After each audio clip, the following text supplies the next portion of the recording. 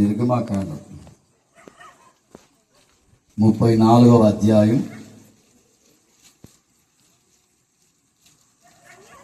9వ వాక్యం.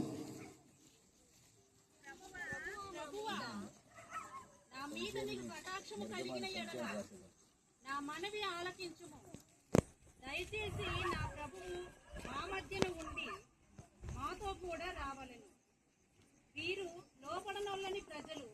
ఇంగ్లీష్లో కొంచెం వీకు, అందుకని నిర్గమ రాసుకోబోయి సంఖ్య అని రాసేదాంట్లో మీరు చక్కగా ఆ మాట గమనిస్తే, ప్రభువా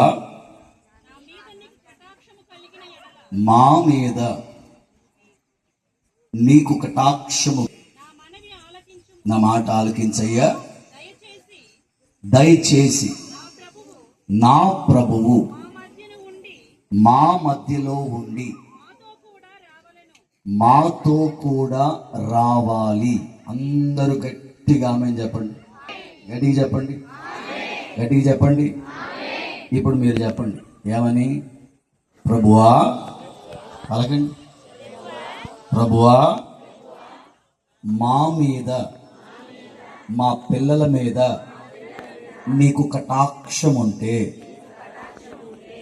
నీవు మా మధ్యలో ఉండి మాతో కూడా రావాలి. ఇప్పుడు ఆమేన్ చెప్పండి.